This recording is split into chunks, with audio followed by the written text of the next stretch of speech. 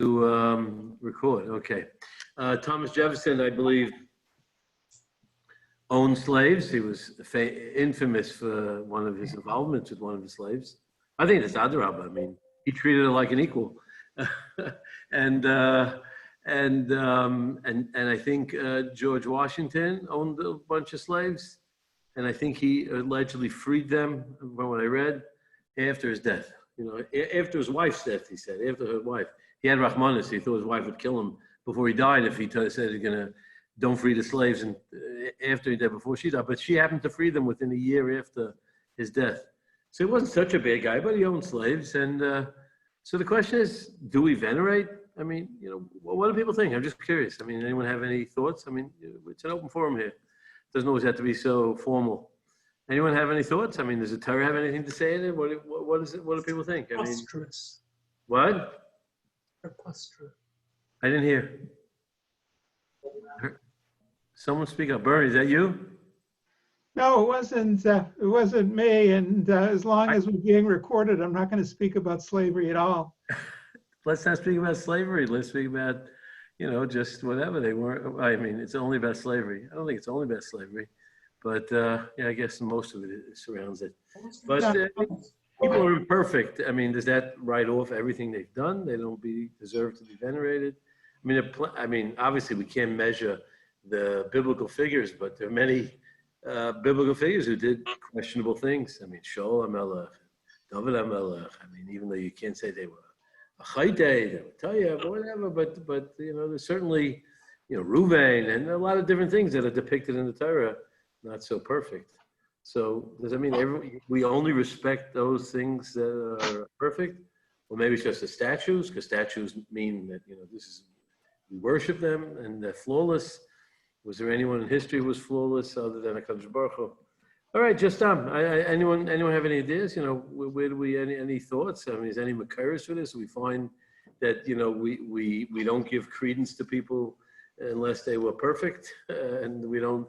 You know, the source for Hakaras HaTayv, if I'm not mistaken, one of the mitzvahs that the theme of the mitzvah, I think the Chinuch says, is Hakaras HaTayv is Kibbut Aveim. We owe Hakaras HaTayv to our parents. Now, I don't know. I mean, everyone on this page probably had perfect parents, but I can tell you there are a lot of imperfect parents out there. And yet, the Torah says you got to have Hakaras HaTayv even to parents because of what they did, the positive things. They raised you, they changed you, they nourished you, they sustained you, even though they may not have been 100%. So, I mean, just the whole basic mitzvah of Hakaras HaTayv. But I was thinking, is there any makar anywhere where we can get some sort of a idea of how do we approach imperfection? Is there no Hakaras HaTayv unless the person is perfect, unless they're flawless, we have no claims against him? So one thing came to me, maybe I'm wrong, maybe it's off topic, I don't think so. But, you know, where do we find in the Torah that we give credence and value to someone who is imperfect, or we treat them with a certain level of respect? So there's a pasuk in Chumash. Maybe it goes to this. And again, Yishma Chacham V'Yesod. This is, you know, Chizuk time, and sharing some of my thoughts doesn't have to be always so, you know, prepared and formal. So I just share you something, a stream of consciousness, and we'll see where it goes with it. So the pasuk says, Lo yisasai Mitzri, a person should not reject an Egyptian, ki ger hayisa b'artzai, because you once lived in Egypt. Okay, so what does that mean? So the Gemara says that even though eventually Zarku Yarechem Liar, this was a nation that took your babies and threw them into the river, but still you have to have some level of recognition of goodness, because, like I said, you can't despise them, you can't reject them. What? Why? I'm going to mute it. Because they were your host, at a time of difficulty. So it's interesting. So in other words, we did live there, and you know, and we did have we did survive. I mean, somewhat, even though they sought to destroy us. But the Gemara says, "Achsanya b'shas adchak." They were hosted you in the time of dire need. Now, many people mistakenly think that the Gemara means that when we were slaves in Egypt, that's what it's referring to. Now, if that would be true, then it would be really a parallel to perhaps, at the end of the day, they took care of us, they gave us food, the shumimim, the betzalim. Later on, when the Jews complained, they spoke about, the dugim, the shumim, the betzalim. There was some level of sustenance they received from them. And if that would be the case, if that would be the pshat in the Gemara, maybe it would be more relevant to giving appreciation, even though to a certain time in history they abused us, but nevertheless we had some benefit from them. But the truth is that's not true. The achsanya b'shas adchak, the Gemara says, is not when we were in the gulag, we were in the barracks, and they abused us and they slave labor until we were back broken and women died in childbirth, and all the horror stories that we read about on the Pesach about, the stories that we retell of it. It's referring to the time when Yaakov Avinu came down with his family, and Paroi at that time was willing to host Yaakov and his family, the father and the brothers of Yosef. That was the Achshanya b'shas adchak. So it's not quite the same of what relevant to our times and slave owners. But the question is, the Gemara tells us clearly that Paro's desire to give citizenship to Yosef's family was an ulterior motive, because he wanted, skilled chamberlains who would manage his livestock. They knew that the Jews were good at that, and that was what. So we owe Hakaras HaTov because they had an ulterior motive to host us, and we spent years there, many years. Eventually, it deteriorated and it evolved into a life of slavery. And again, but that was Gzeir Min HaShamayim. But nevertheless, we still owe Hakaras HaTov because of an early time, even though later on they threw our babies into the sea. But because there was a time when they exhibited a certain level of kindness, of chesed, achsanya de'adchak, we have Hakaras HaTov. So it's interesting. So, we learned that Chumash very, very broadly, and it sounds like, well, you meet an Egyptian, give him a little nod of the head. But that's not what it means. Where do we exhibit? Where does it come out? Where is the Hakaras HaTov evident? We don't make statues to the Egyptian pharaoh, and we don't give monuments dedicating our thanks to him. So where does it find this expression? I'm trying to get to a point. See if I manage to get there in my mindless wanderings, or my mindful wanderings, whatever it be. I'll let you make that choice. So the Loisesai Mitzvah is a very specific case. It says normally an Egyptian who converts is not allowed to intermarry, is not allowed to marry a regular Bas Yisrael. He can only marry someone who's not categorized as Kahal Hashem. So a Mitzri, even if he can convert, can't hold him back from converting, and he's noble for doing it, but he can't marry a regular Bas Yisrael. But after 3 generations, he can. It says after 3 generations, convert, after 3 generations, they're allowed to marry unrestricted into any Bas Yisrael, any Jewish woman. They're not restricted only to those who are similar to them or not B'Kal Shem, like a Mamzeres and things like that. So that's where we show Hakaras HaTov to Egyptians. What does that mean? How is that? We show Hakaras HaTov to Egyptians by when a Egyptian descendant, thousands of years later, wants to convert. We say, one generation, 2 generations, but the third child. Then we let you in. Our doors are wide open. You know why? We owe you a great debt of gratitude for hosting us.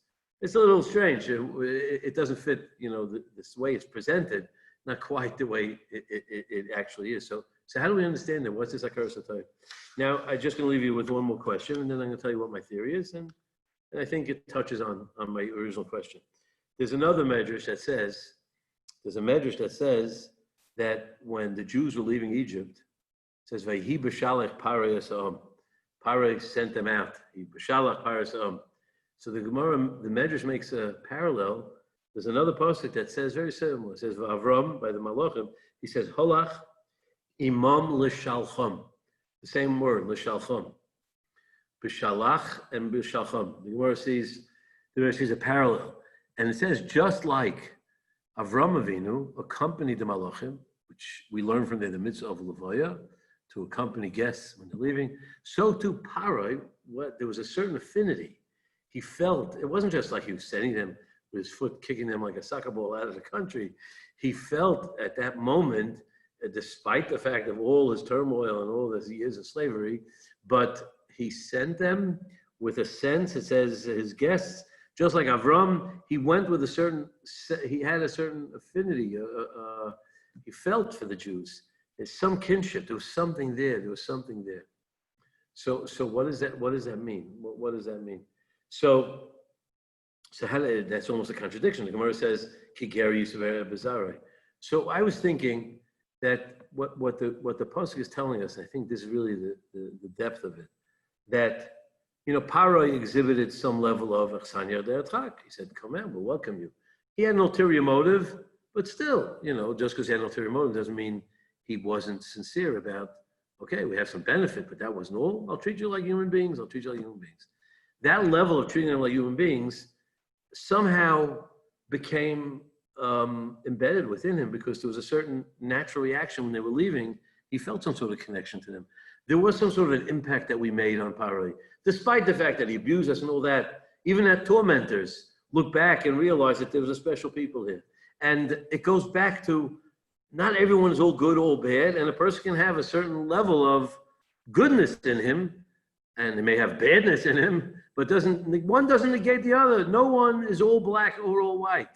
I mean, sorry for that parallel, but you know what I mean. There's, I don't want to use that, but no one's all good or all bad. I mean, we're complex human beings, and it's a history in this time and how it evolves and where it pans out, and when the seeds of that goodness come and find the full fruition. That's really what history is all about.